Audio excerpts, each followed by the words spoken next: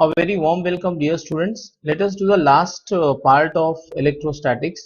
हमने already part 1, part 2 में question number 8 तक solve कर लिया है. अब हम लोग question number 9 देखते हैं. Question number 9 is 125 small liquid drops each carrying a charge of 0.5 microcoulomb. तो हमको number of drops दिए हुए हैं. N is equal to 125. This is the number of drops given to us.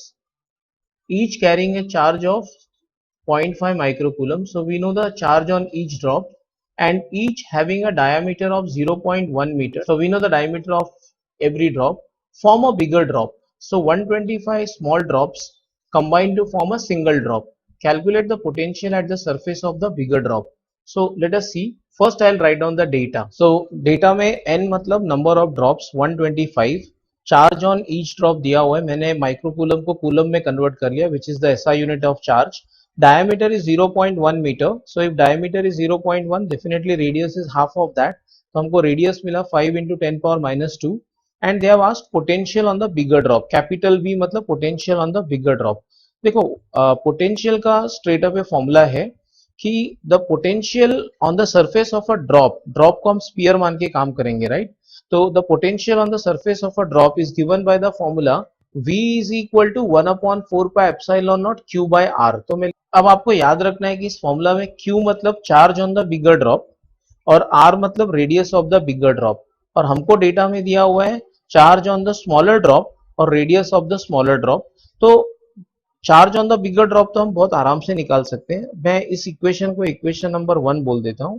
देखो charge is additive in nature. Additive मतलब अगर एक drop पे चार्ज 0.5 माइक्रोकूलम है तो 125 ड्रॉप्स पे चार्ज होगा 125 into charge on one drop. मतलब टोटल चार्ज जो बड़े ड्रॉप पे होगा Q will be equal to number of drops into charge on one drop NQ. So this is the value of capital Q. अब हम radius of the bigger drop भी निकाल लेते हैं.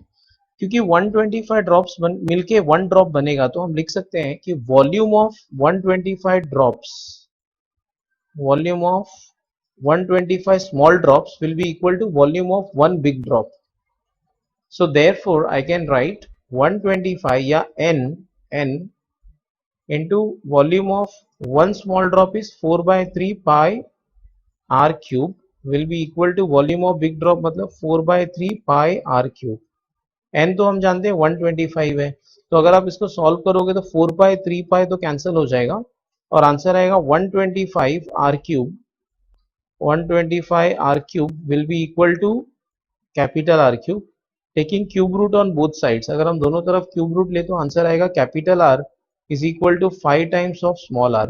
अब हमको कैपिटल R मिल गया स्मॉल r के टर्म्स में, कैपिटल Q मिल गया स्मॉल q के टर्म्स में.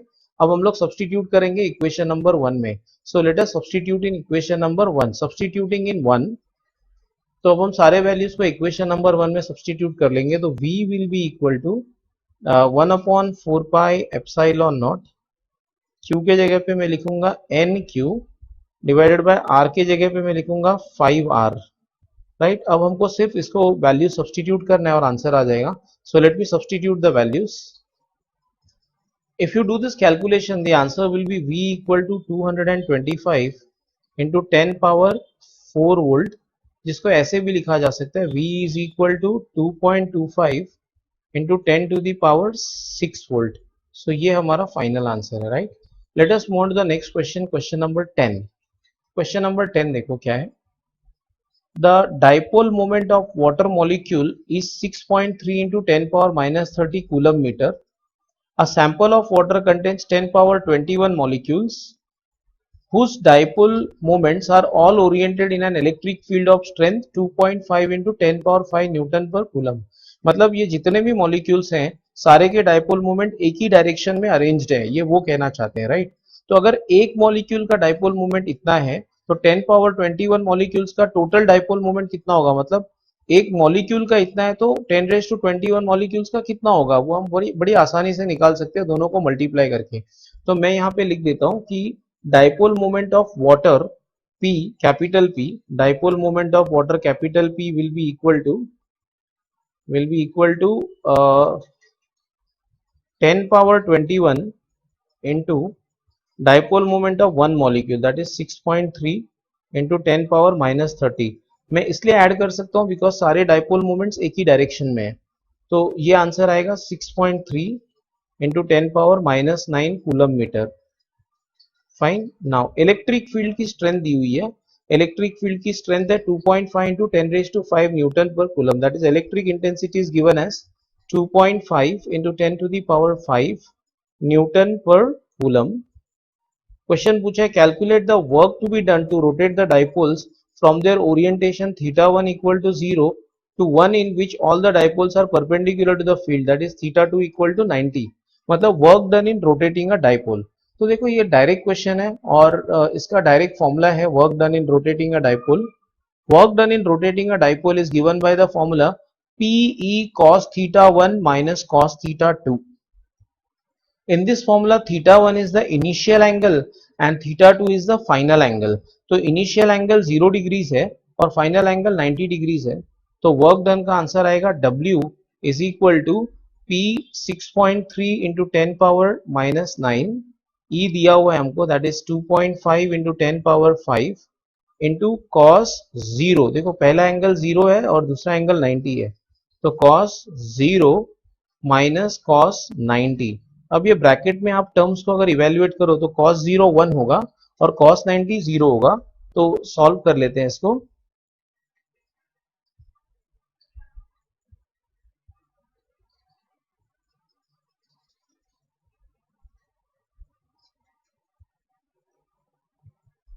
So therefore the final answer is work done is equal to 1.575 into 10⁻⁻³ joules। So this is the final answer for question number 10। अब हम लोग question number 11 की तरफ चलते हैं।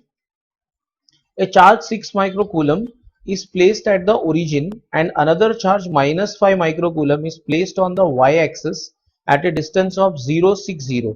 060 मतलब देखो हम ये डिस्टेंस जानते हैं, यहां से यहां तक ये डिस्टेंस जो है वो है ये डिस्टेंस 6 है ना।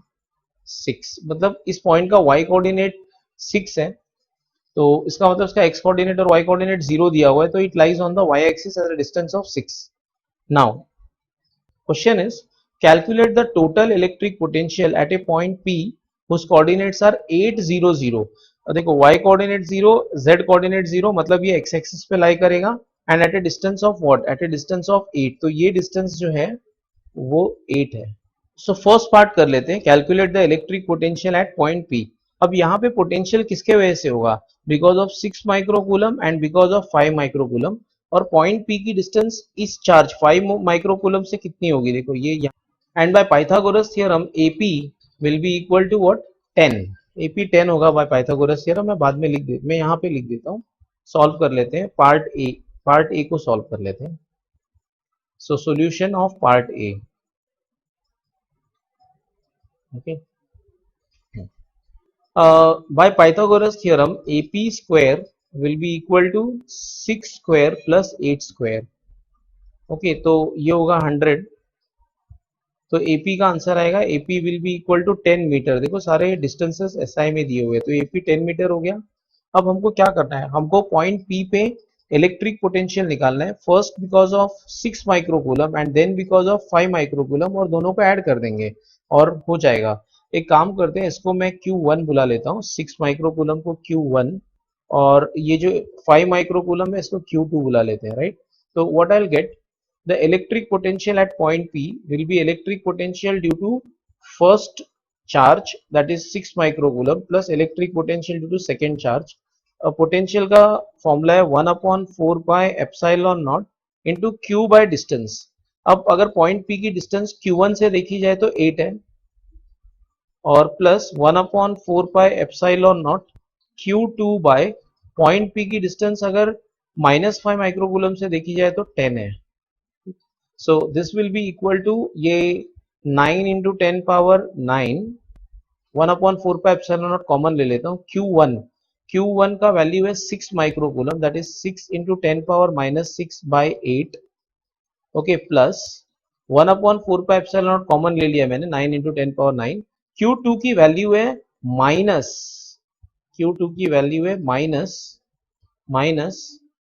-5 into 10⁻⁻6 divided by 10। ठीक है। अब आप लोग को याद होना चाहिए कि जब भी हम स्केलर क्वांटिटीज की सम करते हैं, जैसे कि पोटेंशियल की या पोटेंशियल एनर्जी की, तो चार्ज को साइन के साथ सब्सटीट्यूट करते हैं। और जब भी हम वेक्टर क्वांटिटीज के सम करते हैं, जैसे कि फोर्स और इलेक्ट्रिक इंटेंसिटी की, तो चार्ज को साइन के साथ सब्सटीट्यूट नहीं करते, क्योंकि फिर वो साइन से हमको डायरेक्शन के बारे में पता चलता है। तो आप याद रखना इस बात को कि whenever you are doing sum on scalar quantities like potential and potential energy, you must substitute the value of charge with proper sign। तो बस अब इसको सॉल्व कर लो, आपको आंसर आ ही जाएगा। ये 10⁻⁻6 भी कॉमन हो जाएगा, तो आंसर विल बी 9। 10⁻⁻6 मैंने बाहर ले लिया, तो ये हो जाएगा 9 और -6। तो यहाँ पे क्या बचा, 6/8 जो हो जाएगा 3/4, right, plus minus plus of minus minus 1/2, -1/2, तो आंसर 1/4 आएगा। और 1/4 मतलब answer finally 2.25 into 10 power 3 volt। This is the answer। Okay, this is the answer of part A। अब part B देखते हैं। part B, calculate the work done to bring a proton from infinity to a point P। What is the significance of negative sign? तो work done का actual formula है, work done is equal to charge which is being brought into final potential, okay, which is at point P minus potential at infinity। ये formula है potential difference का। that is work done is equal to q into potential difference between the 2 points between which the charge is being moved। अब तुम्हारा final point है P और initial point है infinity से, क्योंकि तुम चार्ज को इन्फिनिटी से लेके आ रहे हो। तो इसका आंसर आएगा, देखो चार्ज है प्रोटॉन, और प्रोटॉन का चार्ज है 1.6 into 10⁻⁻19 Coulomb's, into potential at point P is nothing but 2.25 into 10 power 3 volt minus 0। आप याद रखना कि इंफिनिटी पे पोटेंशियल 0 होता है। पोटेंशियल का फॉर्मूला याद करो तो 1/4πε0 क्यू बाय आर। तो अगर आर इंफिनिटी हो गया तो पोटेंशियल 0 हो जाएगा। तो इंफिनिटी पे पोटेंशियल 0 होता है, तो इसका आंसर आएगा, अगर आप सॉल्व करो तो 5.4 इंटू 10⁻⁻16 जूल्स। और इसमें नेगेटिव साइन आया ही नहीं, ये तो पॉजिटिव आया आंसर। तो गवर्नमेंट बुक ने क्वेश्चन पूछा what is the significance of negative sign, negative sign आएगा ही नहीं इसमें। ओके, ये पॉजिटिव है, ये करेक्ट आंसर है। W is equal to 5.4 into 10⁻⁻16 joules, correct. अच्छा, नेगेटिव साइन अगर आता तो उसका क्या सिग्निफिकेंस होता? अगर नेगेटिव साइन आया तो उसका ये मतलब होता है कि we are bringing the charge in the direction of electric field. Okay, मतलब हम लोग चार्ज को इलेक्ट्रिक फील्ड के डायरेक्शन में लेके जा रहे हैं। Let us move on to the next question. In a parallel plate capacitor with air between the plates, each plate has an area of 6 into 10⁻⁻3 meter square and the separation between the plates is 2 mm। Calculate the capacitance of the capacitor। तो मैं data लिख देता हूं। So in the first part they have asked us capacitance। पहले इतना कर लेते हैं। देखो डायरेक्ट फॉर्मूला है, the capacitance of a parallel plate capacitor is given by the formula C is equal to A epsilon naught by D। देखो अब इस क्वेश्चन में हमको ए दिया हुआ है, एप्सिलॉन नॉट हम जानते हैं, और स्मॉल डी भी दिया हुआ है, तो बस हमको सब्सटीट्यूट करना है और आंसर आ जाएगा। तो area of the plates is 6 into 10⁻⁻3 into 8.85 into 10⁻⁻12 upon D. Distance between the plates is given as 2 into 10⁻⁻3। और अगर आप इस कैलकुलेशन को करो तो आपको आंसर आएगा कैपेसिटेंस का 2.655 into 10⁻⁻11 farad। बी पार्ट क्या है देखते हैं। If this capacitor is connected to 100 volt supply, what would be the charge on each plate. तो V दिया हुआ है 100 वोल्ट। ओके, चार्ज निकालना है हर एक प्लेट पे। देखो एक प्लेट पे पॉजिटिव होगा, एक प्लेट पे नेगेटिव होगा, बट चार्जेस इक्वल होते हैं। ठीक है, निकाल लेते हैं। Charge on each plate is equal to CV, और C हम जानते हैं 2.655 इंटू 10⁻⁻11 इंटू V का वैल्यू है 100, 100 को हम लिखेंगे 10⁻2।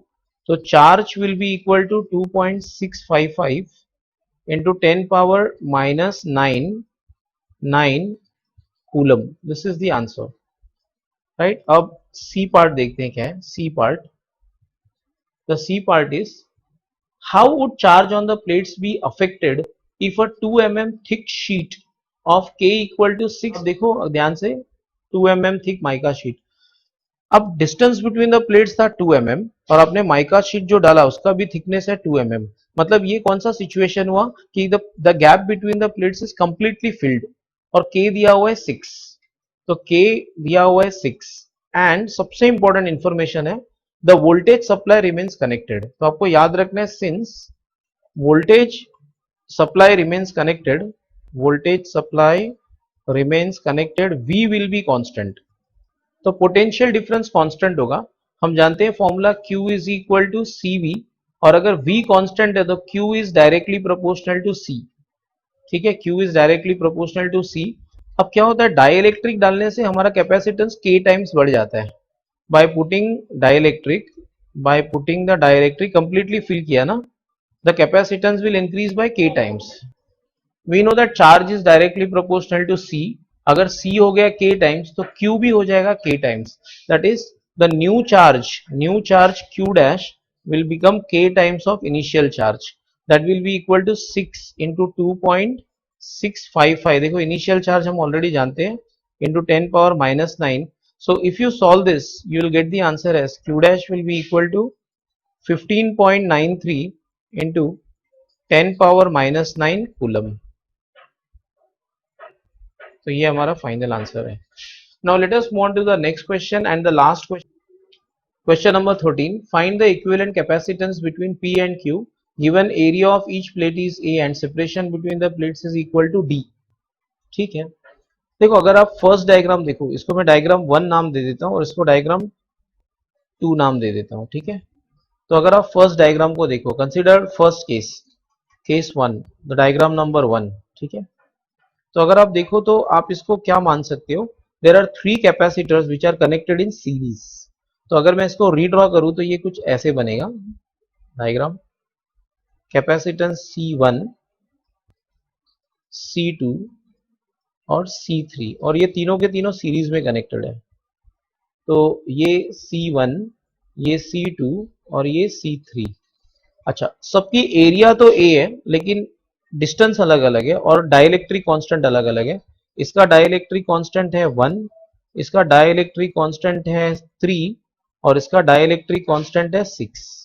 एरिया सबकी A है और गैप बिटवीन द प्लेट्स भी हम जानते हैं D/3, D/3 और D/3। तीनों में gap between the plates is D/3। मैं कैलकुलेट कर लेता हूं सबको, C1 कैलकुलेट कर लेता हूं। C1 is equal to A K1 epsilon not by distance D/3 है। तो आंसर आएगा 3A K1 कितना है, K1 1 है, 1 एप्सिलॉन नॉट बाय D और अल्टीमेटली आंसर आएगा 3A epsilon not by D। C2 होगा A K2 epsilon not by D/3। तो ये हो जाएगा 3A K2 3 है epsilon not by D which will be equal to 9A epsilon not by D। और फिर C3 निकालते हैं, C3 will be A K3 epsilon not by D/3 which will be equal to 3A K3 है 6 epsilon not by D या ये हो जाएगा 18A epsilon not by D। ठीक है, क्योंकि ये तीनों सीरीज में कनेक्टेड है तो हम इफेक्टिव कैपेसिटेंस कैसे निकालेंगे, 1/C effective will be equal to 1/C1 plus 1/C2 plus 1/C3 which will be equal to आप रेसिप्रोकल ले लो सबका, तो आंसर आएगा D/3A epsilon not plus D/9A epsilon not plus D/18A epsilon not. Correct. So 1/C effective will be equal to, अब देखो common हम क्या ले सकते हैं, कॉमन ले सकते हैं D/3A एप्सिलॉन नॉट कॉमन ले लेते हो तो ब्रैकेट में क्या बचेगा, ब्रैकेट में बचा 1/1 प्लस 1/3 प्लस 1/6 और इसका एलसीएम ले लेंगे तो आंसर आएगा 1/C effective will be equal to D/3 A epsilon not और ब्रैकेट में एलसीएम 6 है तो 6 प्लस 2 प्लस 1 बाई 6। मैंने एलसीएम लिया और कुछ नहीं किया है, ठीक है। और इसका हम रेसिप्रोकल भी लेंगे, अगर C effective will be equal to 3a epsilon not by d into 6/9। तो ये 3 1 जा 3 3 जा 3 1 जा 3 2 जा, तो फाइनल आंसर आएगा C effective will be equal to 2a epsilon not by d. ये हमारा आंसर है फॉर द फर्स्ट पार्ट। ये फर्स्ट पार्ट का आंसर है। अब सेकेंड पार्ट को देखते हैं। अगर आप सेकेंड पार्ट को देखो तो आपको तीन कैपेसिटर दिखेंगे, ये वाला और ये वाला कैपेसिटर सीरीज में है, और ये जो कैपेसिटर है देखो, इसका ये वाला प्लेट इसके साथ कनेक्टेड है, इसका ये वाला प्लेट इसके साथ कनेक्टेड है। तो ये जो कैपेसिटर है फर्स्ट वाला, ये इन दोनों के साथ पैरेलल में कनेक्टेड है। इन अदर वर्ड्स अगर मैं आपको डायग्रामेटिकली बताऊं तो कुछ ऐसा होगा कि ये हमारा C2 है, सेकेंड कैपेसिटर C2, ये हमारा थर्ड कैपेसिटर है C3, ठीक है C3। और देखो ये C2 का ऊपर वाला प्लेट इसके साथ कनेक्टेड है फर्स्ट वाले के साथ, और नीचे वाला प्लेट C3 का इसके साथ कनेक्टेड है। तो कुछ ऐसा कनेक्शन दिखेगा, समथिंग लाइक दिस, ऐसा। और ये आपका C1 है, C1, और ये आपका पॉइंट P है और ये पॉइंट Q है, ठीक है। आपको P और Q के बीच में आंसर निकालना है, इफेक्टिव कैपेसिटेंस निकालना है। तो ये आपका डायग्राम है, right. Now let us solve it. मैं इसको वापस ड्रॉ कर लेता हूँ अगले पेज पे। अब आप ध्यान से देखो कि जो सेकेंड कैपेसिटर है उसके प्लेट्स के बीच का गैप d/2 है, और थर्ड वाले के प्लेट्स के बीच का गैप भी d/2 है, लेकिन फर्स्ट वाले के प्लेट्स के बीच का गैप d है, एरिया सबका a/2 है, करेक्ट। तो आप ध्यान रखना इस बात को, मैं लिख देता हूँ डायग्राम में। यहाँ पे प्लेट्स के बीच में डिस्टेंस है d/2, यहाँ पे भी प्लेट्स के बीच का डिस्टेंस है d/2, यहाँ पे प्लेट्स का डिस्टेंस है d, और एरिया सबका a/2 है। आप याद रखना इस बात को, ठीक है। अब हम लोग सॉल्व करते हैं। First what I will say is let the effective capacitance of this two, इन दोनों के इफेक्टिव कैपेसिटेंस को पहले तो मैं मान लेता हूँ CS, तो मैं CS ढूंढ लेता हूँ। अब ये दोनों तो सीरीज में है, तो मैं लिखूंगा 1/CS। पहले मैं सबके वैल्यूज लिख लेता हूँ फिर मैं सॉल्व करूंगा, राइट। पहले तो मैं C1 C2 C3 के वैल्यूज लिख लेता हूँ। C1 will be equal to area is a/2 K1 epsilon naught by D, इसके बीच का डिस्टेंस D था, करेक्ट। तो K1 तो 1 है, तो C1 will be equal to a epsilon naught by 2D, तो C1 ऐसे है। अब C2 निकालते हैं। C2 will be equal to what? C2 will be equal to a/2, area a/2 K2 epsilon not by d/2, तो ये d/2 ये cancel हो जाएंगे और आंसर आएगा K2 शायद 3 दिया था, तो 3a epsilon not by d। Similarly C3 will be equal to area a/2 dielectric constant K3 epsilon not by distance between the plates is d/2, तो ये कैंसिल हो गया और ये आंसर आएगा K3 6 है, तो 6a epsilon not by d। अगर आप ध्यान से देखो तो CS is the effective capacitance of C2 and C3 and C2 and C3 are connected in series, तो answer will be 1/CS will be equal to 1/C2 plus 1/C3, तो इसमें substitute कर लेते हैं। तो 1/CS will be equal to 1/C2 मतलब d/3a epsilon not, d/3a epsilon not plus d/6a epsilon not. So 1/CS will be equal to 1/CS will be equal to d/3a epsilon not common, और bracket में बचेगा 1 plus half, और 1 plus half होता है 3/2, 1 plus half होता है 3/2, तो 1/CS will be equal to d/3a epsilon not into 3/2। तो मेरे ख्याल से ये 3 और 3 कैंसिल हो जाएंगे और इसको रिवर्स कर देंगे तो CS will be equal to 2a epsilon not by d, ठीक है। अब अगर ध्यान से देखो तो ये CS और ये C1 पैरेलल में है, तो इफेक्टिव फाइनल आंसर पैरेलल में है CS और C1, तो आंसर आएगा CS प्लस C1। अगर इस डायग्राम को हम रीड्रॉ करें तो आप ध्यान से देखो तो कुछ ऐसे बनेगा। आप इसको वापस आगे बनाएंगे तो ये C1 होगा, C1, और ये होगा CUS, और ये दोनों पैरेलल में कनेक्टेड है, राइट।